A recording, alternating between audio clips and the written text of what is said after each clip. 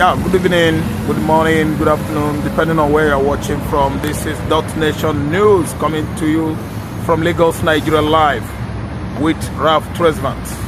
Mazi Nnamdi Kanu would have, gone to court yesterday, but we've seen yesterday was a public holiday, and it was a great shock to all Nigerians, all Biafra faithfuls, especially followers of Mazi Nnamdi Kanu, why Nigeria court could actually fix Mazi's court appearance on the accurate dates. Yeah, the Muslims are celebrating, one of their, let me say, festivals. Why shouldn't they have at least updated Nigerians and outside Nigerians, non-Nigerians, that Mazi could not, have, appeared on the court due to the public holidays? Why? Does it mean that the judiciary department is, let me say, kind of dunce? They don't know that that date was actually a public holidays. That day, that was yesterday, Friday, the 6th June 2025. I'm telling you, is an eyesore. It has actually, thrown out a debate on why our judiciary department is so much, dwindling, failing from standing on its feet to actually fulfill the purpose of constitutional review in Nigeria. Why not telling Nigerians insist as a result of Muslim festival or celebration of Hajj, Mazi, court appearance was not supposed to be fixed that yesterday, being Friday. It is another big surprise, another great blunder. If you ask me, I will tell you it has political undertone. Why? Because Nigeria want to be wasting Mazi Nnamdi Kanu's time. Nigeria actually want to be dragging the issue of free Mazi Nnamdi Kanu so that it will be still, overstretched, over procrastinated. I mean, wasting of time. Someone sitting somewhere for over 48 months is not a child play. Is it a burden on Nigeria Constitution for the Department of Judiciary to come out with such omission and error, failing to understand that yesterday was 6th June, a public holiday throughout Nigeria? This is a great disappointment, and it's all, playing out on the Igbos. The Igbo son, Mazi Nnamdi Kanu, is languishing in jail unnecessarily, extrajudicially, because it's not supposed to be there. If you ask me, I will tell you that the same self-determination Igbo was fighting for, they are all embedded on Nigerian Constitution. Two persons, Igbo and Nnamdi Kanu, what they are doing are still embedded on United Nations Charter and the International Charter. Mazi Nnamdi Kanu's agitation is not bigger, it's not quite different from Igbo's style or system of agitation. Both of them are asking for self-realization, self-determination, emancipation of their separate nationalities, Odua and Biafra, respectively. Why is it that Mazi Nnamdi Kanu's issue is quite different? I'm telling you that Tinubu has gone a long way to actually indicate he is a hater of the Igbos. Let us be so frank, meticulous about it. Every story, concerned Mazi Nnamdi Kanu's agitation business that actually orchestrated his unnecessary incarceration for over 48 months now. Mazi Nnamdi Kanu was actually thrown into jail since June 2021. He was extraordinarily renditioned from Nairobi, Kenya, into Nigeria, and since then, federal government of Nigeria under Muhammad Buhari and Tinubu's administration were busy bargaining for Mazi Nnamdi Kanu's life. Kill him, annihilate him. He has committed treasonable felony. Catch him, kill him. But anyway, I can see that everybody within the contraption called Nigeria actually knows that it is the right of every individual to agitate for self-determination and realization. It is no crime, internationally and locally, to ask for self-determination.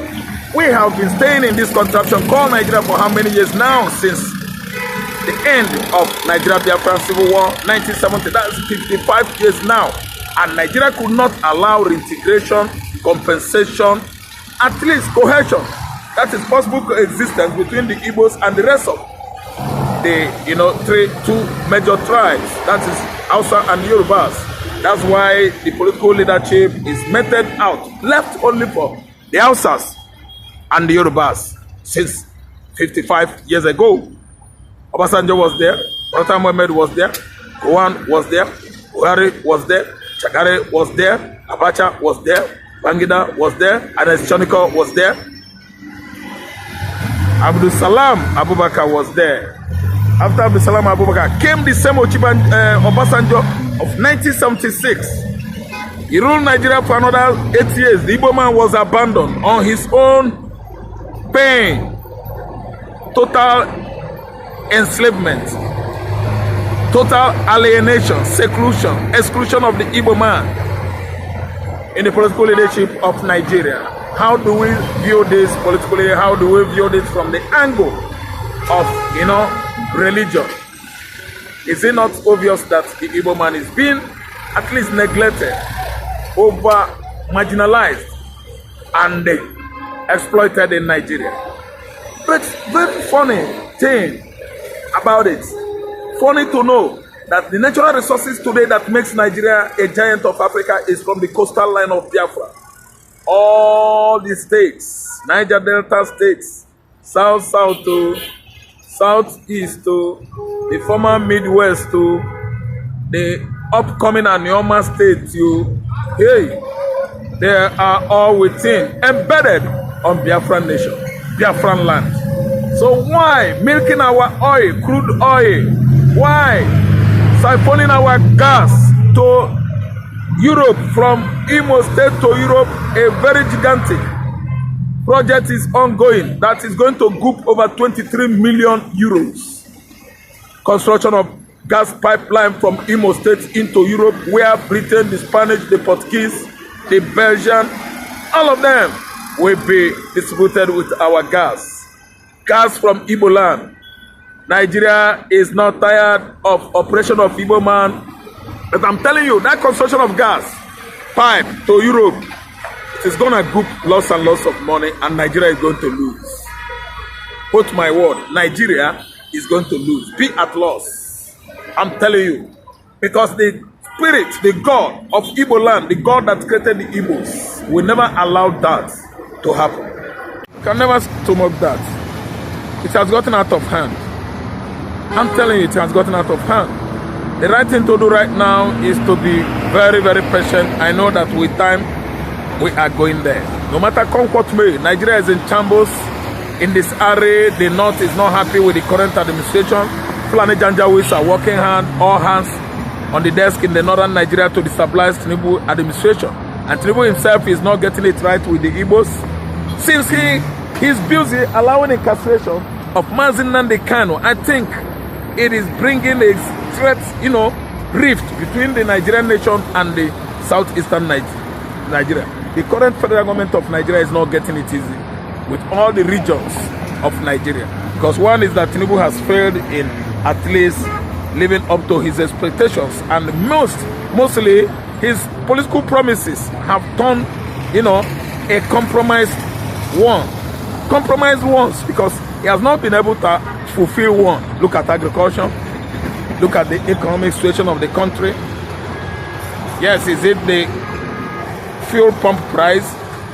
Our local product to natural gift that God has given us is not affordable anymore. The highest currency of this country is 1,000 naira. 1,000 naira could not buy a liter of petrol in Nigeria. That is an abominable, let me tell you, connotation. It's an abominable act that the highest currency we have in Nigeria today could not buy a pump price of petroleum products in Nigeria. Is that not an abomination? I'm telling you that this time around, every Nigeria, the Yorubas, the Igbos, the original Hausas, and other ethnicities, I mean our sister tribes in the south, nobody is happy anymore with APC administration. APC administration is trying to run a one-party system that is not even embedded on Nigerian constitution. But they are just trying to forcefully, prepare all Nigerians to believe that all is well when we embark on one-party system. That is where Nigeria is drifting into. We are gradually drifting into one-party system in Nigeria. So what are we saying? We are tired of this kind of tyrannical administration or regime. And what we are saying now is, it has been a very long time that we are actually dreaming of this kind of contraption affecting all Nigerians. So 2027 will actually tell us the right thing. That is when we know whether we are going back or backward. We are going forward or backward. Come on, everybody. Like me, subscribe from me, and share among your contacts. This is Top Nation News. You're welcome. And thank you for watching.